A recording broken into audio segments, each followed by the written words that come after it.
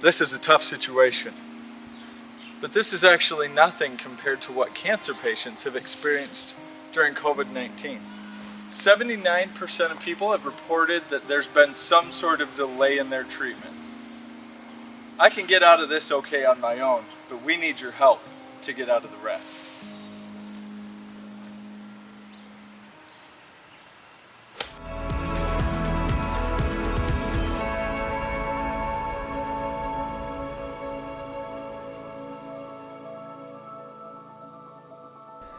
Welcome back, everyone, to the Making Strides Network of Mid-Michigan. This is episode 2. That means we're official. We are not a one-hit wonder.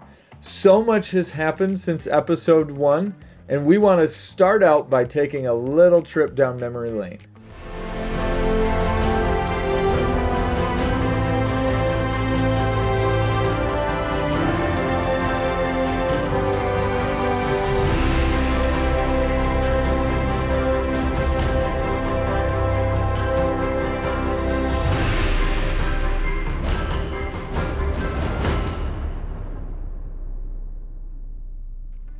You know what? Those pictures, they hit me right here, right in the feels. I know we're all going to miss being together in person. We've got some great content still to come in future episodes. We wanted to talk a little bit today about some of the other things that happen in the American Cancer Society world. Community development leaders just like me and Katie, and before us, Melissa and Kayla and Debbie and Kelly. These are all people many of you know and remember and hold dear to your hearts. We are the ones that are lucky enough that we get to interact with you regularly. But there are many facets to the American Cancer Society. Today we want to take a look at some of our cancer control team. This is an amazing team that most of what they do falls behind the scenes. They're the ones that, on a non-COVID year, are working to make sure that we have our local programmings, like our Road to Recovery program. Those things that many of our participants have come to know and love. I wanted to find out what they're up to during these circumstances. So now I'm joined by Abby Moeller and Mindy Odom. So I have some questions. Like I was saying, not everyone knows what it is that you do. So Abby, could you talk to us a little bit about who the cancer control team is and the things that you do? Sure. I think we're all really lucky to be able to be part of the American Cancer Society that is saving lives.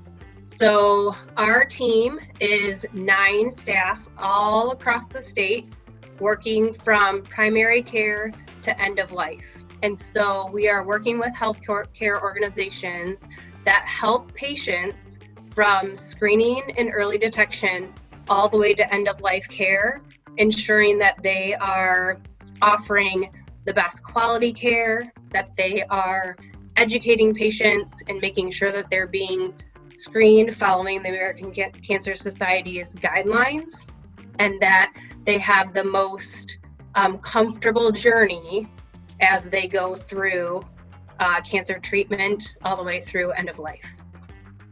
Awesome. That's phenomenal work. Now, one thing in particular that you mentioned was screening. And internally, I've been hearing for a while now about the Michigan Screening Initiative. Mindy, do you mind telling us a little bit more about that particular initiative? I would love to. This is something we are really excited about. Our team of 9 was able to reach out to our community partners, and that would be our hospitals and our primary care and then our health plan holders, bring them together and create 4 really targeted points. So we're working on scripting, we're working on surveying, we're working on marketing, and then we're working on stories. And really the whole concept, the whole idea behind it is to address the concerns that we feel are out there, because screening rates have gone down since COVID has hit our communities. And so we're trying to address those concerns and find out what it is that is possibly holding people back from getting their important cancer screenings, and then create a campaign, if you will, to encourage people to go back to talk to their healthcare providers and to get their life-saving screenings. And so we're really excited with our partners at the table. They are from all across the state, and they come with a wealth of knowledge and a great stronghold in the community that they're in. So we really feel like this is being proactive in a time where we often feel that we have to be reactive. Sure. I imagine that a lot of people are already hesitant to have some screenings done. I hear stories all the time about somebody that's putting off their annual mammogram or other different screenings. I know that I have felt myself a little on edge about different screenings, that maybe it's just because I'm 45 now. And it's a part of admitting that I'm reaching a different stage of my life. But COVID certainly heightened some concerns about going out into certain areas. But as you said, it's safe, it's still important. Abby, speaking to early detection, what is the danger in putting off those screenings? Why is early detection so important? It is so important to follow American Cancer Society's guidelines for screening. We've done so much research. There's so much evidence behind getting those screenings done at the ages where we should be starting. The 5-year survival rate, once you get diagnosed at a later stage, gets smaller and smaller and smaller. So I can give you an example. Jeff, maybe you would like to put off that colonoscopy at age 45, but for colorectal cancer, if caught localized, your 5-year survival rate is 90%. If it is regional, it is 71%. If it is distant, it is 14%. Wow. So there is a huge decline in survival rate as the diagnosis gets later and later staged. So important to get those screenings right away, get them at their recommended intervals. So if you have had 10 mammograms and every one of them has come back normal, that next one still could come back abnormal. So continue to get them at their recommended intervals as well. And now, this is not a question that I told you I would be asking, but you talked a couple of times about the American Cancer Society's recommended screening schedule. Mm-hmm. That may change from time to time, right? Where can people go to find the most current recommendations? As you should go for all of your cancer information, it is all found at cancer.org. Awesome. Well, Abby and Mindy, thank you for taking a little bit of time today. I'm sure that our Strides participants love knowing more about the Cancer Control team.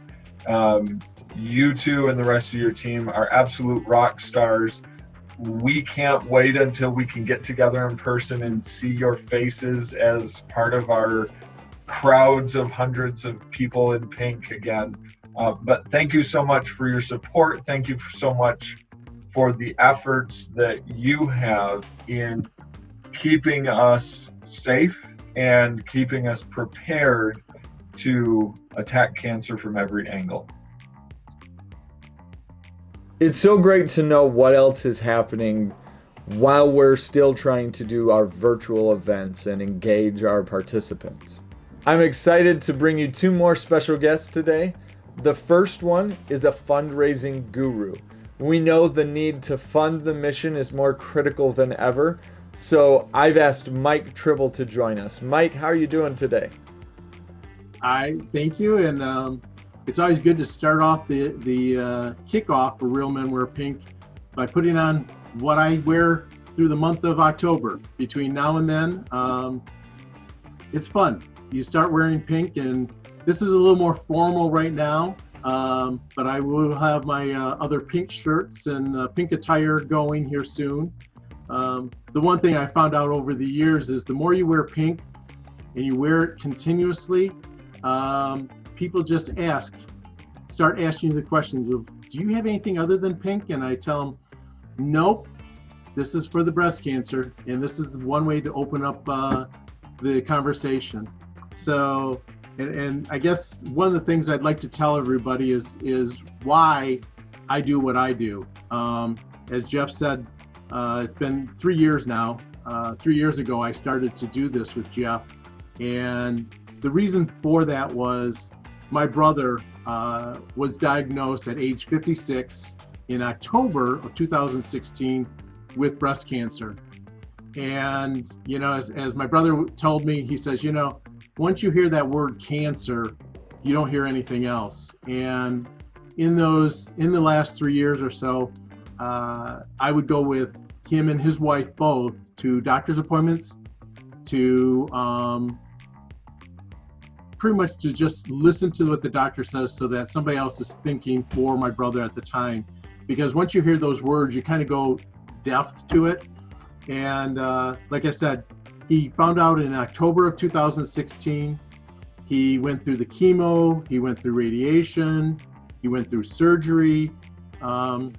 He fought it. He fought it hard up until September 19th of 2019. And he succumbed to the cancer.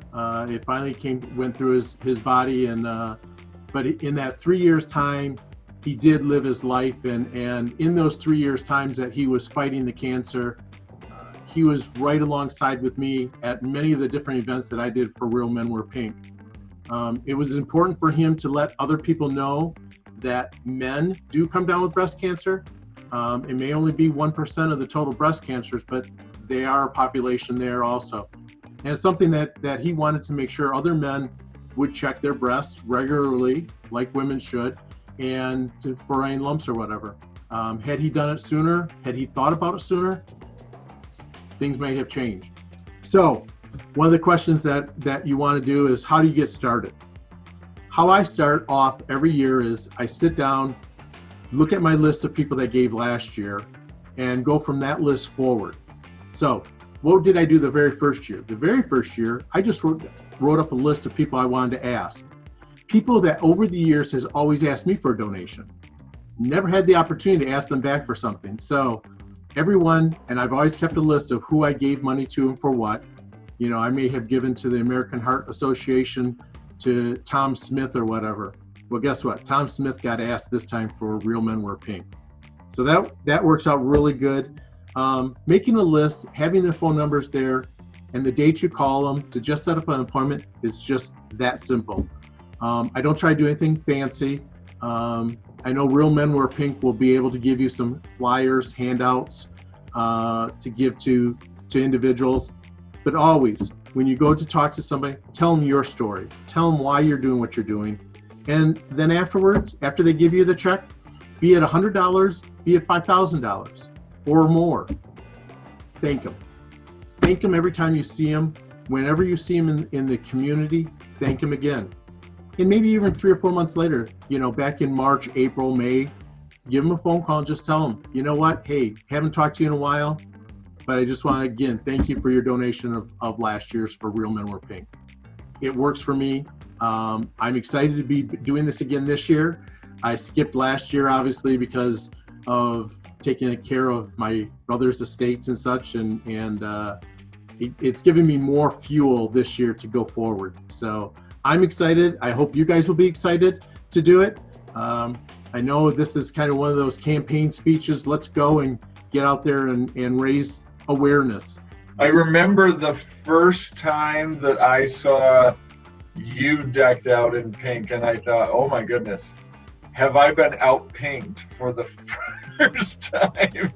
And so it made me step up my game a little bit more as well. So anybody that knows me, I've shown people pictures of my closet, and some of my old favorite colors are long gone. Like you said, it's a consistency thing. for me, it's 365. You know, the number of, you get some weird looks. Obviously, you get some weird looks, but the conversations with complete strangers at the grocery store, pre-COVID, that said, you must be doing something regarding breast cancer. And I said, absolutely. And they'll say, oh my gosh, thank you so much. So-and-so in my life has it. Or I've even talked to survivors that I had not met before that just thanked me for what I was doing. So on their behalf as well, I thank you, Mike. And I look forward to everything that you're going to be inspiring our guys to do this year. We'll have fun. That's for sure. That's the important part. Have fun and raise money. Yeah. I want to thank Mike for joining us. Those were some amazing tips.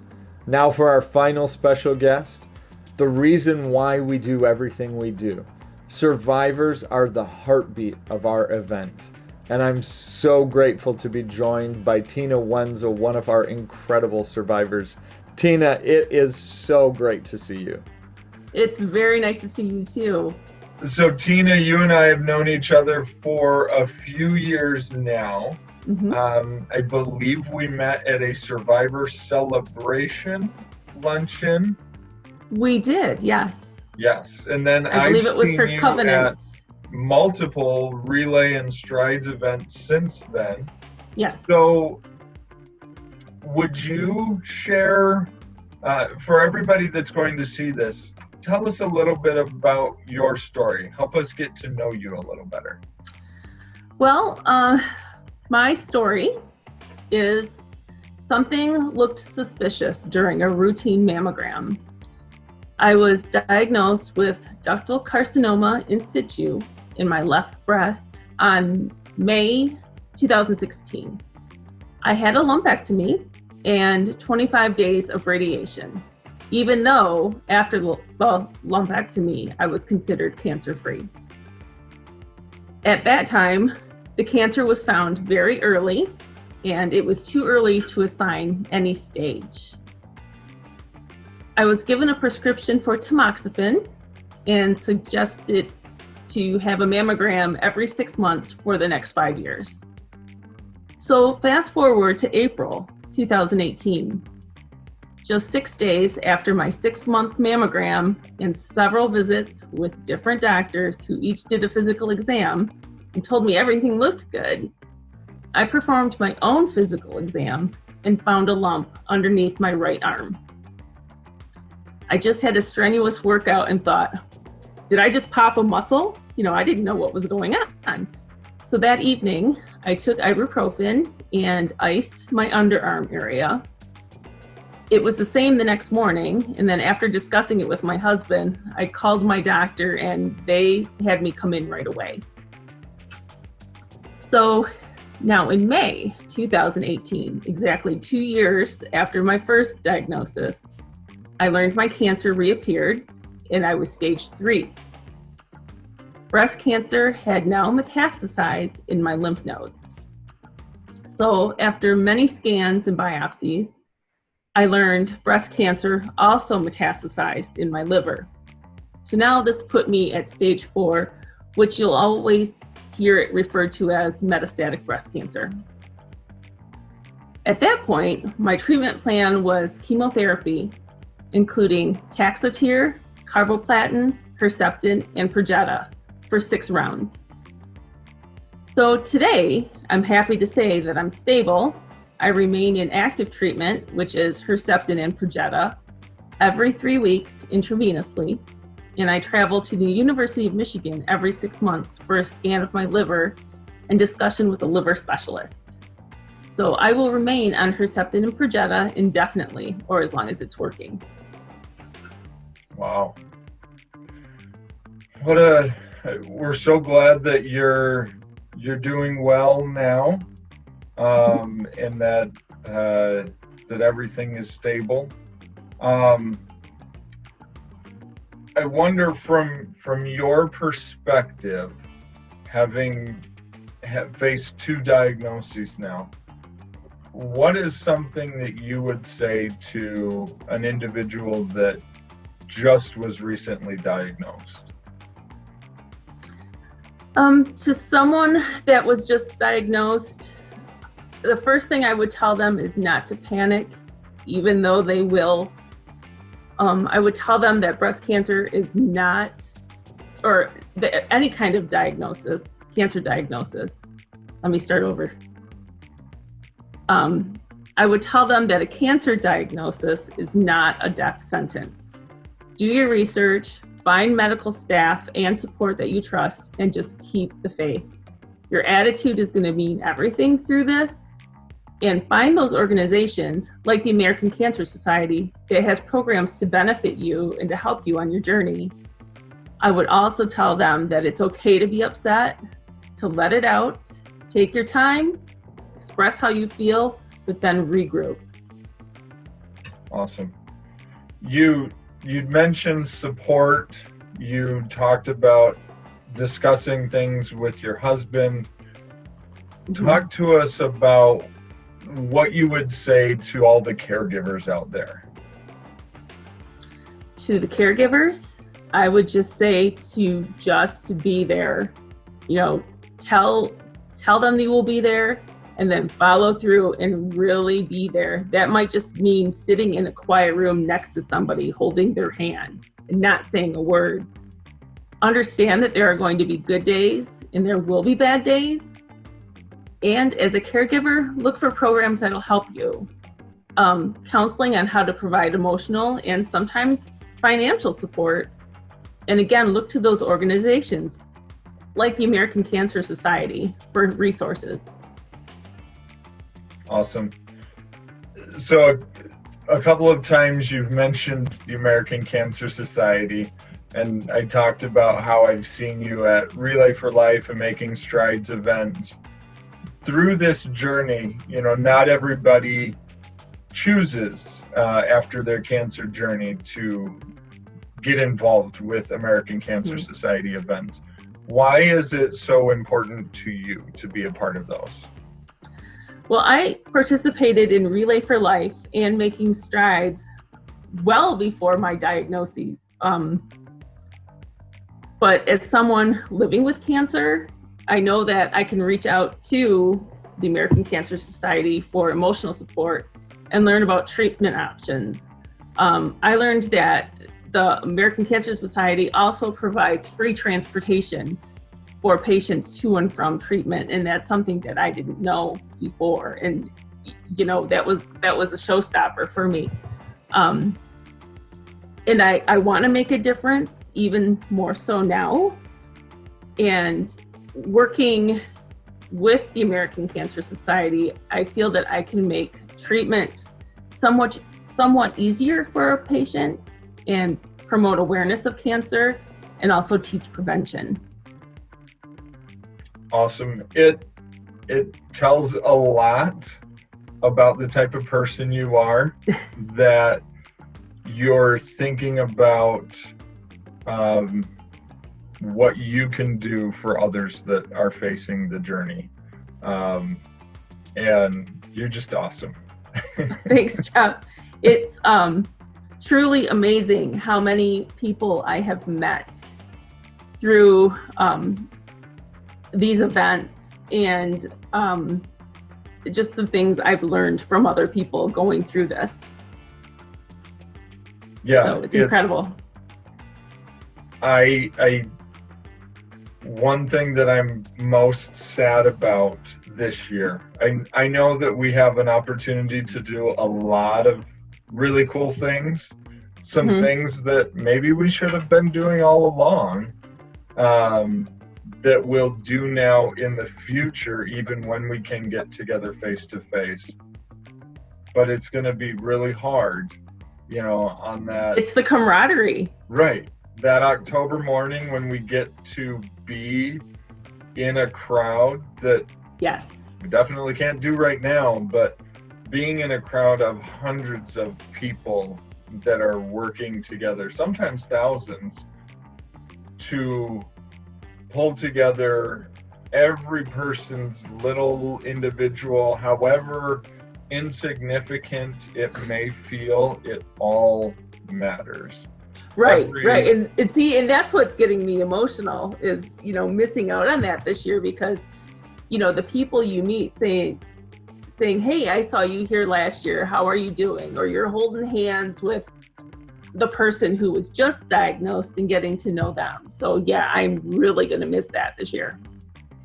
Well, we hope that this silly little show that we're putting together with everybody's pictures and videos that they send in. This is a great time for a call to action. Yeah. If you're watching this and you feel like Tina does and like I do, that is going to be a very difficult thing to miss, please send us pictures of you in pink or videos of you doing your own walk in your community, because by the end of this, we hope to be able to put a video together that can string all of those together. And it's not going to replace holding hands. It just isn't. But it might give us a little bit of that feeling of we're part of something bigger right here in our own community, something so much bigger than ourselves. So thank you we didn't even talk about you queuing up that call to action. I know. Yeah, wow. I am so grateful that we got to hear from Tina. I want to thank again Tina, Mike, Abby, and Mindy for joining us today. Did you know that on average, those people who connect their fundraising efforts to Facebook raise over $200 more than those who do not? If you haven't already done so, please register for your local event. Your participation is vital. Once you're there and you've completed your registration, it will take you immediately to your dashboard. And with one simple click of the Facebook icon, you can link your fundraising to Facebook. It will automatically put a post out for you where people can donate through their Facebook. And I'm so excited for our next episode where we get to share more of your content. So as a reminder, make sure that you're registering for your local Strides event. Connect your page to Facebook for even more powerful fundraising potential. But then on your Facebook or other social media posts, send us using hashtag MakingStridesMidMichigan your posts, and we'll be able to include those on our next episode. Thanks, it was great to be with you all, and we'll see you next time. It's a party in the USA, so I'ma put my hands up to play.